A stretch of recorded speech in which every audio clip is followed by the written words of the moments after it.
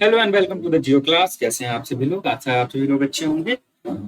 पिछले कुछ दिनों से बहुत सारे क्वेरीज आ रही थी COQP 02, जो कि हमारा geo informatics applied geography and geo informatics का जो CUET का पेपर है उसके बारे में बहुत सारे लोग पूछ रहे थे। तो ये छोटा सा वीडियो है जहाँ पे हम लोग जो जियो इन्फॉर्मेटिक्स वाला सेक्शन है, COQP 02 वाला जो पार्ट है उसको डिस्कस करेंगे एंड उसी के साथ उसका सिलेबस को देखेंगे, क्या अप्रोच होना चाहिए, कैसे आप लोग कर सकते हैं, ज्योग्राफी वाले से कैसे डिफरेंट है। इन सारे मुद्दों पे छोटा सा चर्चा करेंगे।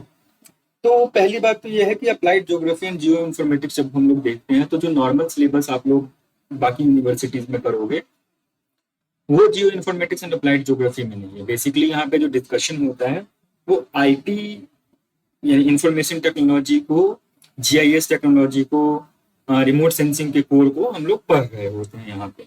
तो कहा जा सकता है कि ज्योग्राफी एंड IT का एक तरह से मिक्सचर है एंड उसकी स्टडी हम लोग बेसिकली जियो इन्फॉर्मेटिक्स में करते हैं। तो ये हट के जो कोर ज्योग्राफी आप पढ़ोगे इसमें ह्यूमन ज्योग्राफी, फिजिकल ज्योग्राफी, आपका स्पेशलाइजेशन कार्टोग्राफी में बनेगा, आपका स्पेशलाइजेशन ह्यूमन ज्योग्राफी में बनेगा, अर्बन में बनेगा। यहाँ पे जो आपकी स्पेशलाइजेशन है वो रिमोट सेंसिंग एंड GIS की तरफ ही ज्यादा रहेगी, यानी जियो इन्फॉर्मेटिक्स की तरफ ही ज्यादा रहेगी। ये एक इंपॉर्टेंट इसमें पॉइंट आता है। अब अगर CUET में देखो तो CUET भी इसका एक एंट्रेंस एग्जाम लेते हैं, लेकिन अगर 2024 के तुम ब्रोशर को उठाते हो या फिर मैंने वेबसाइट को उठाया है बेसिकली, तो 2024 के अगर वेबसाइट पे तुम लोग देखते हो एग्जाम में कौन कौन सी यूनिवर्सिटी से, तो कुल मिला के 4 यूनिवर्सिटीज आती। Central university of Karnataka, footwear design and development institute, RNB global institute and Shri Rawatpura सरकार यूनिवर्सिटी रायपुर। तो ये 4 यूनिवर्सिटीज मुझे देखी जो कि पिछले साल जिनके कोर्सेज में ये वाला पोर्शन है, मतलब अप्लाइड ज्योग्राफी वो लोग एग्जाम अलग से ले रहे हैं, COQP में ले रहे हैं एंड उसके थ्रू वो एडमिशन दे रहे हैं। तो अगर इसमें एडमिशन लेना है बेसिकली तो ये लोग मांग रहे हैं BA या BSc। Most of the university का यही क्राइटेरिया है कि BA या BSc आपका होना चाहिए विद ज्योग्राफी आपने पढ़ा होना चाहिए। ठीक है, मतलब अपने या तो आपने ऑनर्स में पढ़ा हुआ हो या तो आपने सब्सिडरी सब्जेक्ट में पढ़ा हो, कैसे भी आपने ज्योग्राफी पढ़ा हुआ होना चाहिए। ये बात कर रहे हैं ये अपने एंट्रेंस में जो इन्होंने एलिजिबिलिटी क्राइटेरिया दी है। इसमें शायद ये जो FDDI है जो footwear design and development institute है, ये भी MSc करवाता है, लेकिन इसने सब ब्रांच के लिए ओपन किया। मतलब आई थिंक नॉर्मल जो लोग हैं जो कि ज्योग्राफी जिन्होंने नहीं पढ़ा हुआ है वो लोग भी इसमें आ सकते हैं। तो इम्पोर्टेंट ये है कि अगर तुम CUET, अब 2025 में क्या होगा मुझे अभी नहीं पता, जो कि एग्जाम NTA लेता है, NTA बाकी यूनिवर्सिटीज को जोड़ दे और बाकी चीजें कर ले, तो मुझे नहीं पता। बट अगर लास्ट ईयर के बेसिस पे मैं देखूं तो यही 4 यूनिवर्सिटीज ने लिया। पर क्या इतनी ही यूनिवर्सिटी है? तो no, there are many other university जो कि MSc इन जियो इन्फॉर्मेटिक्स करवाता है। जब चाहे आपका BA ज्योग्राफी हो चाहे BSc ज्योग्राफी हो, आप लोग एलिजिबल है वहां एडमिशन के लिए। जैसे कि बिट मेसरा करवाता है, bit Mesra I think MSc in geo informatics करवाते हैं। इसी तरह से और भी इसरो भी, NRSC भी करवाता है। तो आपको एक बार क्या करना है, देखना है। ठीक है, अब यहाँ पे तो क्योंकि मैं PG पे बात कर रहा हूँ तो वहीं पे रहूंगा, बट आप अगर आपका मन है कि मैं जियो इन्फॉर्मेटिक्स में करूँ तो आप तो ये चाहोगे ना कि आप जियो इन्फॉर्मेटिक्स के बेस्ट इंस्टीट्यूशंस में जाएं। ये इंस्टीट्यूशन उतने अच्छे इंस्टीट्यूशंस हैं, मतलब ये भी अच्छे हैं, मतलब there are much better institutions India में जो जियो इन्फॉर्मेटिक्स का कोर्स करवाते हैं। दूसरा, आपको ये भी समझना है क्या आप सच में जियो इन्फॉर्मेटिक्स में ही अपना करियर बनाना चाहते हैं, या फिर रिमोट सेंसिंग में GIS का अलग से कहीं से डिप्लोमा करके आप अपनी CV को स्ट्रॉन्ग करना चाहते हैं उस फील्ड में। फिर आप, ये भी हो सकता है ना कि आप मास्टर ज्योग्राफी में करो या फिर जियो इन्फॉर्मेटिक्स में फिर जाके, या फिर रिमोट सेंसिंग एंड GIS में जाके 1 ईयर का कोर्स कर दो या कुछ इस तरह कर लो, वो भी कर सकते हो। तो ऑप्शंस अपने आप लोग जो भी जियो इन्फॉर्मेटिक्स के बारे में सोच रहे हैं, do not limit to CUET PG। ठीक है, अब ये कब हमें पता लगना शुरू होगा, ये पता लगना हमें दिसंबर में शुरू होगा कि क्या बाकी की इंस्टीट्यूशंस भी इसके थ्रू ले रही हैं या बाकी की इंस्टीट्यूशन अपना एंट्रेंस ले रही हैं। तो बहुत सारे इंस्टीट्यूशन क्या करती है, अपना एंट्रेंस लेता है, अपना एग्जाम करवाता है, अपना इंटरव्यू करवाता है, सब कुछ अपना करवाता है। और उसमें से बहुत सारे प्राइवेट इंस्टीट्यूशंस हैं, फीस भी काफी हाई है। तो ये सारी चीजें आपको रिसर्च कर लेना है अगर आप जियो इन्फॉर्मेटिक्स की तरफ जाना चाहते हो। तो बहरहाल अगर आप CUET PG के थ्रू ही जियो इन्फॉर्मेटिक्स में एडमिशन लेना चाहते हो तो 2024 में ये 4 यूनिवर्सिटी थी एज पर बुलेटिन। बाकी यूनिवर्सिटी ने भी बाद में ओपन कर दिया, मुझे नहीं पता, बट जो CUET की वेबसाइट है वो यही 4 यूनिवर्सिटी मेंशन कर रही है।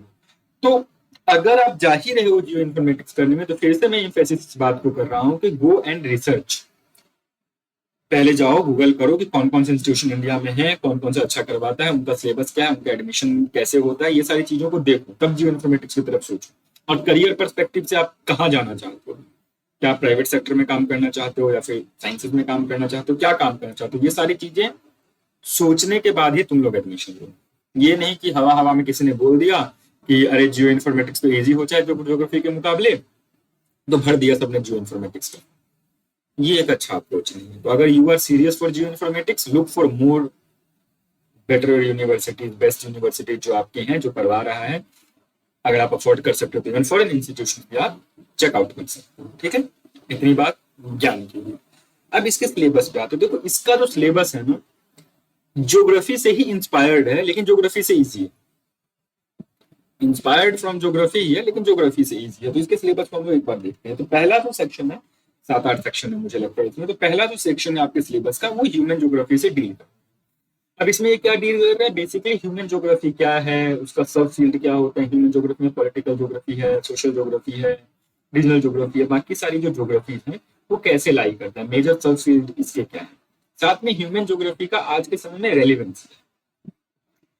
इससे जब आगे बढ़ते हो तो तुम ह्यूमन एस्पेक्ट में पढ़ना शुरू करते हो, जिसमें रेस आता है, रेशियल फीचर्स आते हैं, रेसेस का डिस्ट्रीब्यूशन आता है, रिलीजन आता है ना, लैंग्वेज आता है, यानी कि जो एथनिक क्लासिफिकेशन हो रही है लोगों की कुछ कुछ बेसिस पे, उसके बारे में यहाँ पे डिस्कशन। तो what it is showing the space and society, यानी कि जो कल्चरल रीजन है उसकी स्टडी यहाँ पे हम लोगों को करनी पड़ेगी। साथ में क्या है, पॉपुलेशन ग्रोथ एंड डीटी, जो भी डेमोग्राफिक ट्रांजिशन की थ्योरी है वो पढ़ने की, पॉपुलेशन ग्रोथ कैसे हुआ है वर्ल्ड लेवल पे अगर हम लोग देखें तो।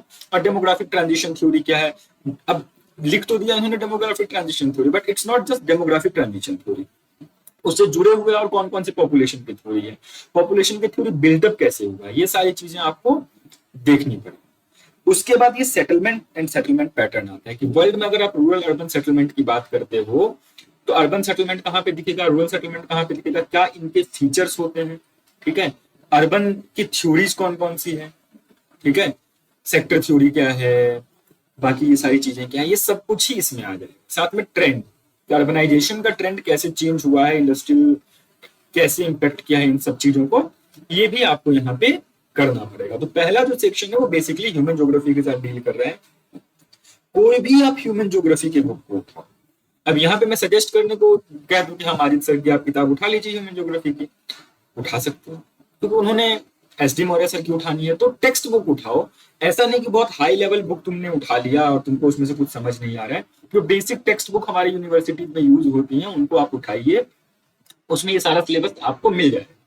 तो एक बार उनको पढ़ना है, it's not very difficult to read, it's not even very difficult to understand कि ये कहना क्या चाहते हैं। साथ में एक बुक है माजिद सर की ही, मॉडल्स इन ज्योग्राफी का, models and theories in geography का, तो वो किताब भी एक इंपॉर्टेंट किताब आपके लिए बन जाती है, क्योंकि वहां पे क्या हो रहा है कि मॉडल्स के जितने भी कॉन्सेप्ट हैं, जो भी ज्योग्राफिकल मॉडल्स हैं, कॉन्सेप्ट वहां पे दिए हुए वो दिए हुए हैं। तो ये सेक्शन आप इन दो किताबों से अच्छे से कवर कर सकते हो। आगे चलो, आगे देखो जनरल कार्टोग्राफी आता है, क्योंकि जब तुम जियो इन्फॉर्मेटिक्स कर रहे हो तो बेसिकली कार्टोग्राफी का वो एक इंपॉर्टेंट भाग बनता है। तो तुमको बेसिक कार्टोग्राफी पता होना चाहिए कि मैप क्या होता है, टोपो शीट्स क्या होते हैं, स्केल कैसे काम करता है, प्रोजेक्शन कैसे काम करता है ना, कैसे प्रोजेक्शन बनते हैं, कैसे प्रोजेक्शन कैलकुलेट करना है, डेटा अगर आपके पास है तो उस डेटा को कैसे आप मैप के ऊपर रिप्रेजेंट करते हो। अगर आपने ज्योग्राफी पढ़ा तो ये सब कुछ ही पढ़ा हो कि मैप, अब ये ज्योग्राफी में कहाँ आ जाता है, फर्स्ट सेमेस्टर में ही शायद पढ़ा दिया जाता है ना, बोन्स प्रोजेक्शन है या फिर सेंटर पैरेलल पे आप लोग कर रहे हो, मैर्केटर प्रोजेक्शन है, ठीक है। तो ये सारी चीजें आपको करनी पड़ेंगी। अब कार्टोग्राफी के लिए क्या करना है, तो कार्टोग्राफी के लिए भी वही बुक जो यूनिवर्सिटी में आपने पढ़ा है, हो सकता है आपने टीबी राणा सर की किताब पढ़ी हो सकता है आपने कोई और किताब पढ़ी हो जिसमें आप ये सारे कॉन्सेप्ट, कार्टोग्राफिकल कॉन्सेप्ट को सीखा हो, मैप प्रोजेक्शन आपने खुद से आपके टीचर ने सिखाया हो, शायद आपने कोई किताब ना पढ़ी हो, लेकिन आपके जो भी टीचर होंगे, क्योंकि टीचर्स बहुत अच्छा पढ़ाते हैं क्लासेस में, हो सकता है प्रोजेक्शन उन्होंने बहुत अच्छे से पढ़ाया हो तो उसके नोट्स आपके पास हो, है ना। तो ये वहां पे आपका पूरा काम कर देगा, सब कुछ ही इसमें है। देखो मैप है, मैप स्केल है, रिप्रेजेंटेशन ऑफ डेटा है, कैसे हम लोग डॉट का यूज करते हैं, सिंबल, कोडोप्लेट, आइसोप्लेट, फ्लो डायग्राम, इन सब चीजों का कैसे यूज होता है, क्योंकि अल्टीमेटली इसी को तुम लोग डिजिटल मैपिंग में लेके जाओगे, तो you should know the base of these things. ठीक है, तो ये वहां से आपको कवर कर देगा। आगे चलिए, इन्वायरमेंटल ज्योग्राफी। तो जो इमर्जिंग ट्रेंड रिमोट सेंसिंग में देखा जा रहा है, तो कहीं ना कहीं इन्वायरमेंटल चेंजेस, क्लाइमेट चेंज और ये सारी चीजें एक इंपॉर्टेंट रोल प्ले कर रही है उसमें। तो इन्वायरमेंटल ज्योग्राफी हमारे लिए एक इंपॉर्टेंट कॉन्सेप्ट बन जाता है, इसीलिए ये यहाँ के सिलेबस में भी दिया हुआ है। तो क्या क्या दिया हुआ है देखो, इकोसिस्टम क्या होता है, इकोसिस्टम कैसे काम करता है, food chain, food web, pyramids, ecological cycle, ये सारी चीजें कैसे काम करती है, ये सब आपका इसमें कवर हो जाए। ठीक है, ह्यूमन रिलेशनशिप, डेजर्ट, माउंटेन, ये सारी चीजें कैसे होती है, ये वहां से आपको करना पड़ेगा कि माउंटेन इकोसिस्टम कैसे काम करता है, ओशन इकोसिस्टम कैसे काम करता है, मैन इन्वायरमेंटल रिलेशनशिप है क्या, मैन इन्वायरमेंटल रिलेशनशिप को आगे कैसे हिस्टोरिकल टाइम में हमने समझा है, डिटर्मिनिज्म, पॉसिबिलिज्म, न्यू डिटर्मिनिज्म, ये सारी चीजों को हमने कैसे समझा है और ये ज्योग्राफी को कैसे शेप की है, ये सारी चीजें भी इसमें आ जाती है। इससे आगे जब हम लोग बढ़ते हैं तो बायोडाइवर्सिटी एंड बायोडाइवर्सिटी लॉस की हम लोग बात कर रहे होते हैं कि जो बायोडाइवर्सिटी है वो कैसे प्रिजर्व किया जा रहा है, क्या उसमें प्रॉब्लम्स आ रही है, कैसे उसका लॉस हो रहा है, ये सारी चीजें इसमें आ जाती है। उसके साथ जो डेवलप्ड एंड एक देखो इसमें क्या होता है ना, एक कॉन्फ्लिक्ट हमेशा चला रहता है कि डेवलप्ड कंट्री क्या कर रही है, डेवलपिंग कंट्री क्या कर रही है, वो उस पर इम्पोज कर दे रहा है, वो उस पर कुछ कर दे रहा है। तो ये सारे जो प्रोसेसेस हो रहे हैं, जो पॉलिसीज बन रही है, ये कैसे हमारे लाइफ को इम्पैक्ट तो कर ही रहा है, पॉलिसी लेवल पे ये कैसे प्ले कर रहा है, ये भी हमारे सिलेबस का पार्ट यहाँ पे है। साथ में इंडिया की इन्वायरमेंटल पॉलिसी कैसी है, क्या क्या चेंजेस आए हैं, गवर्नमेंट ने क्या क्या इनिशिएटिव लिया है पिछले सालों में, तो इस पे से डायरेक्ट क्वेश्चन बन सकते हैं। तो इसका आप यहाँ पे सेक्शन देख रहे हो। आगे चलें, तो ज्योग्राफी ऑफ इंडिया, भारत के बारे में पढ़ रहे हो, भारत में पढ़ रहे हो, तो you should know the physical setup. अब ज्योग्राफी ऑफ इंडिया की, अब इसमें क्या है ना, ये जो इन्वायरमेंट ज्योग्राफी कवर कर रहे हो, तो बताने के लिए मैं बता दूं कि वैसे तो बहुत सारी किताबों में मिल जाएगा, लेकिन अगर तुम एक अकेडमी है शंकर आईएएस करके, वैसे तो मैं सजेस्ट नहीं करता बट चलो, इनका एक इन्वायरमेंट की बुक है, तो खरीदने मत जाना प्लीज, महंगी बुक है, ये नहीं कि अब खरीद लिया, मन हो तो ठीक है तुम खरीद लो, लेकिन उसमें पूरा बुक नहीं पढ़ना। उस बुक के कुछ सेक्शंस में, कुछ चैप्टर्स में ये सारी चीजें कवर की गई। ठीक है, तो अगर तुमको एक्सेस हो जाए, कहीं मिल जाए तुम्हारे पास, कहीं से अवेलेबल हो जाए, लाइब्रेरी में मिल जाए, दोस्तों में मिल जाए, तो टेक दैट बुक, उसमें अपना सिलेबस मार्क करो, उसको जेरोक्स करवाओ, उसके कुछ पेज अपने पास रख लो या नोट्स बना लो, जो भी करना है करो। ठीक है, अब तुम पे वो इतनी मोटी सी बुक है, बट वो पूरा बुक नहीं पढ़ना है, वो पूरा बुक पढ़ने लगोगे तो फिर बाकी का काम करते रहोगे, है ना। तो ये वहां से क्लियर। अगला, जो मर्जी बुक तुम्हारे पास फिजिकल ज्योग्राफी की, और आप में से मैक्सिमम लोगों के पास या तो खुल्लर सर की किताब होगी या आरसी तिवारी सर की किताब होगी, है ना। ज्योग्राफी ऑफ इंडिया की सारी टॉपिक वहां पे दी है, फिजिकल सेटअप कैसा है, इंडिया का पॉपुलेशन कैसा है, इंडिया में सेटलमेंट पैटर्न कैसा है, इंडिया में रिसोर्स का बेस कैसा है। अब ये जो 3 सेक्शन है, ये तो चलो चलते आ रहा है ना, ये सभी किताबों में मिल जाएगा। इन 3 सेक्शंस में क्या होता है, या फिर ये कहूँ तो ये इन 3-4 सेक्शंस में क्या होता है कि डेटा ओरिएंटेड क्वेश्चन पूछ लेते हैं। अब जब बुक यू आर फॉलोइंग, हो सकता है कि तुम 2016 एडिशन पढ़ रहे हो या लाइब्रेरी में पढ़ रहे हो या बहुत पहले खरीदा हो, या 2020 एडिशन पढ़ रहे हो, जो डेटा है वो अपडेट नहीं हुआ है, मुझे नहीं पता, तुम्हें भी नहीं पता कि वो डेटा क्या सच में अपडेट किए हैं। तो ये एक चैलेंज बन जाता है जब तुम ज्योग्राफी ऑफ इंडिया के लिए, डाटा वाले किसी भी चीज के लिए स्टैंडर्ड बुक को फॉलो करते हो, तो क्या करना पड़ेगा, जो नॉर्मल है, जो चेंज नहीं होगा, जैसे इंडिया का जियोलॉजिकल डेक्कन ट्रैप है, ये है, वो है, धारवाड़ प्लेटो है, ये सब चेंज नहीं होगा, रावली वाला सिस्टम है, चेंज नहीं होगा, तो वो तो वहां से पढ़ लो। लेकिन जो चीजें चेंज हो सकती है कि इंडिया में फिशरीज का क्या है, रिसेंट ईयर में फिशरीज सबसे ज्यादा कहाँ हुई है, ये तो चेंज हो जाएगा। आयरन ओर का प्रोडक्शन हो सकता है ना चेंज हुआ, बट हो सकता है चेंज हो जाए। कॉटन टेक्सटाइल सबसे ज्यादा कहाँ पे, कॉटन टेक्सटाइल की इंडस्ट्री सबसे ज्यादा कहाँ है, वो भी हमें हो सकता है कि चेंज हो जाए। तो ये जो चेंज हुई हुई चीजें हैं ना, इसके लिए you have to consult internet. Internet आपको देखना पड़ेगा। क्यों आपको देखना पड़ेगा, क्योंकि डेटा आपको नया चाहिए, और ये आपको अभी नहीं देखना। अगर आप तैयारी करो तो एग्जाम के एकदम क्लोज जाके देखो, ठीक है, जब नए डेटा रिलीज हो रहे हैं, तो वो ज्यादा रिलायबल हमारे लिए। ठीक, तो ये वहां से आपको करना है। नेक्स्ट सेक्शन चलो, इकोनॉमिक ज्योग्राफी। इकोनॉमिक ज्योग्राफी का कोई भी, इसका मैं बुक नहीं बताऊंगा, कोई भी जो तुमको मन करे उठा लो, क्योंकि हो सकता है सक्सेना सर की बुक उठा लो, बता दूं आपको समझ में आए, तो जो आपके लिए समझ में आए, इकोनॉमिक ज्योग्राफी की किताब उठा लो। क्या पढ़ना है, बेसिक अप्रोच, इकोनॉमिक ज्योग्राफी क्या होता है, इकोनॉमिक ज्योग्राफी कैसे डेवलप हुआ था, लोकेशन थ्योरी, वेबर का, वॉन थुनन का, और इनके सिवा भी अगर कोई हो, जैसे विटलसी का एक थ्योरी है, तुम्हें वो पता होना चाहिए, क्योंकि भले ही सिलेबस में नहीं लिखा है, लेकिन एग्जाम लेता है एनटीए, नॉन ट्रस्टवर्दी एजेंसी, तो ये क्या पूछ ले हमें नहीं पता। तो सिलेबस के आसपास की जो कहते हैं ना पेरीफेरी, ये तो कोर हो गया सिलेबस तुम्हारा, उसके पेरीफेरी में भी जो जो चीजें हैं you have to do that. नहीं करोगे तो क्वेश्चन छूटते हैं। ठीक है, तो यहाँ पे वही है, लोकेशन की थ्योरी है, फिर प्राइमरी सेकेंडरी टर्शरी सेक्टर में क्या क्या होता है, और इसके अतिरिक्त भी, इसके अलावा भी क्वार्टरनरी में क्या होता है, क्विनरी सेक्टर में क्या होता है, तुमको देखना पड़ेगा कौन से सेक्टर में क्या हो रहा है, blue collar, white collar, red collar, ये जॉब्स क्या है, ये सब तुमको वहां से देखना पड़ेगा। ठीक है, तो इसके लिए तुम किसी भी किताब को उठाओ, मैं तो कहूंगा किताब नहीं उठाओ, इंटरनेट पे जाओ, सर्च करो, तुमको बहुत सारी चीजें मिल जाएंगी। नहीं तो बताता हूँ क्या, तो ये तुम कर सकते हो। उसके बाद आता है डिजास्टर मैनेजमेंट।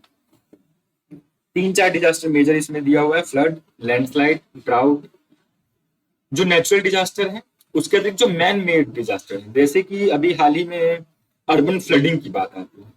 ठीक है, बारिश तो नॉर्मल हुआ लेकिन अर्बन फ्लडिंग हो रही है, क्यों? क्योंकि सिटीज का जो ड्रेनेज नेटवर्क है वही फेल हो जाता है। तो आपने देखा होगा बहुत सारे अर्बन फ्लड हो रहे हैं बहुत सारी जगह। इस तरह के बहुत सारे डिजास्टर्स के बारे में हमसे क्वेश्चन पूछे जाएंगे, जैसे कि अब ये फ्लड, लैंडस्लाइड, ये तो नॉर्मल है। अब जैसे GLOF, glacier lake outburst flood, last year India में हुआ था, बहुत भीषण स्तर पे हुआ था, इसी साल हुआ है शायद, बहुत सारे लोगों की मृत्यु हो गई। तो ये they can ask the question directly उससे कि इंडिया में कहाँ हुआ था, क्या हुआ है। जैसे साइक्लोन, साइक्लोन एक नेचुरल डिजास्टर, उससे तुमसे क्वेश्चन पूछ सकते हैं रिसेंट ये साइक्लोन का नाम दे देगा और ये कहाँ आया है, they can ask, they can do any. तो पहले तो तुमको सारे के सारे जो जो नेचुरल डिजास्टर है, B it man made B it natural वाले जो डिजास्टर है, और उसके अतिरिक्त उसका जो तुम कैसे मैनेज करते हो, क्या क्या मैनेजिंग के लिए होता है, कैसे इंडियन स्टेट्स ने मैनेज किया, जैसे ओडिशा ने साइक्लोन को कैसे मैनेज किया, उसको वो लोग क्वेश्चन पूछ सकते हैं। डिजास्टर मैनेजमेंट इंस्टीट्यूशन क्या है, NDM में क्या है, या फिर NDRF, SDRF, ये सब कैसे काम करता है। इंडिजिनस नॉलेज जो है हमारा, यानी कि जो हम यहाँ कहें कि जनजातियों के जो नॉलेज सिस्टम है या फिर जो एंशियंट नॉलेज सिस्टम है, वो कैसे काम करता है। एंड डिजास्टर क्या है, डिजास्टर की वार्निंग्स कैसे आती है, कौन सी इंस्टीट्यूशन इसके लिए काम करता है। तो ये सारी बातें हमको यहाँ पे करनी पड़ेंगी। ठीक है, तो इसके लिए भी कोई स्पेसिफिक बुक तो है नहीं, देखो अब सब अलग अलग पढ़ना पड़ेगा, लैंडस्लाइड का अलग पढ़ना पड़ेगा, फिर फ्लड अलग पढ़ना पड़ेगा। तो कोई भी अगर डिजास्टर मैनेजमेंट का तुम्हें नोट्स मिल जाए, हो सकता है कि अगर तुम सर्च करो तो इग्नू के नोट्स होंगे डिजास्टर मैनेजमेंट पे, जिसपे ये सारी चीजें कवर की गई। आई एम नॉट श्योर कि है कि नहीं, बट मुझे लगता है कि है। साथ में एक अच्छा सोर्स है EPG पाठशाला करके, आई थिंक मैं सही बता रहा हूँ, रुको चेक कर लेते हैं। हाँ, तो EPG पाठशाला करके ही एक पोर्टल है, अगर आप EPG पाठशाला लिखोगे तो मिल जाएगा। उसमें बहुत सारे आपको नोट्स मिल जाएंगे। तो उस नोट्स में आप देखो डिजास्टर मैनेजमेंट का अगर आपको नोट्स दिख जाए तो लेट्स सी डिजास्टर मैनेजमेंट है कि नहीं। डिजास्टर बट होगा डिजास्टर मैनेजमेंट, अगर आप देखोगे तो डिजास्टर मैनेजमेंट का वहां पे कुछ नोट्स होगा, ज्योग्राफी सेक्शन में भी हो सकता है। तो एक बार आप उसको देखिए। ठीक है, ज्योग्राफी में ही geography of natural hazard and disaster management P15 करके एक कोर्स है। ठीक है, तो वहां से आप क्या कर सकते हो, ये सेक्शन को कवर कर सकते हो अगर बुक नहीं उठानी है तो। ठीक है यहाँ पे। ओके, चलो नेक्स्ट देखो क्या है। अब ज्योग्राफी ऑफ टूरिज्म है।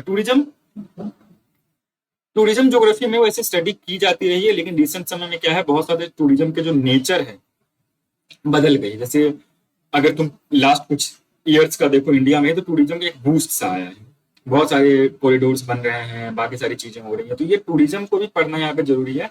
तो ज्योग्राफी ऑफ टूरिज्म तुम्हें यहाँ पे समझना पड़ेगा कि इंडिया का टूरिज्म कैसा है, इंडिया में टूरिज्म काम कैसे करता है, कौन सा स्टेट आगे है, कौन सा स्टेट पीछे है, क्या क्या चीजें इसको प्रमोट करने के लिए की जा रही है, कौन कौन सी पॉलिसीज हैं, कौन कौन सी एजेंसीज हैं जो इसमें काम कर रहे हैं, ज्योग्राफिकल पैरामीटर ऑफ टूरिज्म क्या है, इसमें थ्योरी को भी तुमको देखना पड़ेगा, है ना। तो ये सारी बात यहाँ पे कवर करनी पड़ेगी। लास्ट टॉपिक अगर देखें तो सस्टेनेबिलिटी एंड डेवलपमेंट की जो बात आती है कि चाहे वो तुम्हारा शुरू से शुरू हो जाए, रियो का समिट हो या फिर लिमिट्स टू ग्रोथ हो, वहां से शुरू करके यहाँ तक हम लोग आए हैं, SDG मिलेनियम डेवलपमेंट गोल, अभी भी मीटिंग्स होती रहती हैं, सोलर अलायंस बना, ये सारी चीजें बनी। तो कैसे ये काम करता है, कब बना, क्या हुआ, तो जितने इसमें थ्योरेटिकल कॉन्सेप्ट इन सस्टेनेबिलिटी क्या है, कौन से 3 पिलर होते हैं सस्टेनेबिलिटी के, MDG में क्या आता है ना।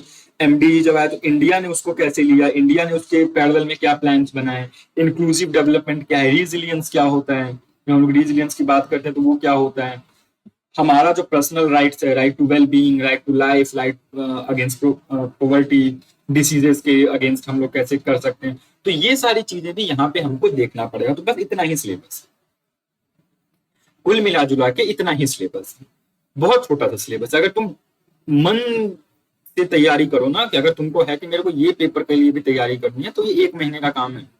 ज्योग्राफी में तो फिर भी बहुत वास्ट हो जाता है, ये बहुत वास्ट नहीं है, छोटा सा सिलेबस है अगर तुम ध्यान से देखो तो इसके लिए तुमको ज्यादा टाइम नहीं लगाना है, बहुत अच्छे से प्रिपेयर कर लेना। आप देखो जो हम लोग अब सीयूईटी पीजी वाला जो दूसरा कोर्स हमारा चल रहा है, तो उसमें ये सेक्शन पहला ये ह्यूमन ज्योग्राफी हम लोग कवर कर रहे हैं, कार्टोग्राफी को कवर करेंगे, इन्वायरमेंटल ज्योग्राफी को कवर करेंगे, इंडिया को कवर करेंगे, इकोनॉमिक ज्योग्राफी को कवर करेंगे, डिजास्टर मैनेजमेंट के कुछ सेक्शन को कवर करेंगे, टूरिज्म को कवर नहीं करेंगे, और ये जो सस्टेनेबल डेवलपमेंट का है उसको भी हम लोग थोड़ा सा कवर करेंगे, बहुत ज्यादा उसमें डिटेल नहीं जाएंगे। तो ये मेरा अपने चैनल की मैं बता रहा हूँ। बट अगर तुम लोग चाहते हो, अगर there are good number of students, तो वी कैन डू कि एक कुछ लेक्चर सीरीज हम लोग कर लें, कुछ 8-10 घंटे 12 घंटे की, कुछ 1 महीने का मान लो हम लोग एक सीरीज कर लें जिसमें हम इसका सिलेबस ही पढ़ा रहे अलग से स्पेसिफिकली जियो इन्फॉर्मेटिक्स के लिए। तो अगर तुम लोग कहोगे तो ये भी कर सकते हैं, बट बता देना। अब ऐसा नहीं हो कोई एक बंदा है सीखने के लिए, क्योंकि देखो करना लगता है कि बहुत ईजी है, बट इट्स नॉट। पीपीटी बनाना पड़ता है, स्लाइड्स उठाने पड़ते हैं, पेपर्स देखने पड़ते हैं, सारा टीचर सभी टीचर कर रहे हैं, पेपर्स देखने पड़ते हैं, क्या क्वेश्चन आ सकता है क्या नहीं आ सकता है, उसके अकॉर्डिंग हम लोग अपना मटेरियल को थोड़ा बढ़ाते घटाते रहते हैं, तो करना पड़ता है। तो इसके लिए तो अलग से ही करना पड़ेगा, क्योंकि इसके लिए बहुत ज्यादा रिसोर्स अवेलेबल ही नहीं होंगे तुम लोगों को, तुम लोगों को खुद से थोड़ा मेहनत करना पड़ेगा। और चाहते हो कि हम करें, हमारे साथ चला जाए, तो ये भी कर सकते हैं, बट ये तब करेंगे दिसंबर में शायद में करो, क्योंकि जब सीयूईटी का बुलेटिन आ जाए, ये सिलेबस है नया, ये यूनिवर्सिटी है और वर्थ हो उसको, तब तो किया जाए। नहीं तो अभी फिलहाल जो भी लोग इसके लिए तैयारी कर रहे हैं, प्लीज जब मैं ह्यूमन ज्योग्राफी की क्लासेस ले रहा हूँ तो ये टॉपिक्स देखो उसमें आता है ना, तो ये टॉपिक्स कम से कम कवर करो, है ना, और जो टॉपिक उसके लिए मिलता जुलता हो वो मैं बता दूँ, ठीक है। तो ये आपका पूरा सिलेबस है, ये आपकी स्ट्रेटेजी है। लेकिन फिर से मैं बता रहा हूँ, don't rely completely on CUET PG for geoinformatics, look out for other universities, other colleges जो कि अच्छे हैं, जहाँ पे अच्छी पढ़ाई होती है, अच्छे प्लेसमेंट्स भी हैं, उनका क्या एंट्रेंस अलग से हो रहा है, उनका इंटरव्यू का क्या पैटर्न है, तो वो आपको देखना पड़ेगा, ठीक है। तो आज के लिए इतना ही, थैंक यू सो मच। बहुत सारे लोगों के रिक्वेस्ट थी तो ये वीडियो बनाना पड़ा, आप कहेंगे तो मैं तो बनाना पड़ेगा। तो मिलेंगे हम लोग नेक्स्ट क्लास में, अच्छे से पढ़ते रहो, तब हो जाएगा, ठीक है। थैंक यू सो मच, मिलेंगे नेक्स्ट क्लास में, जय।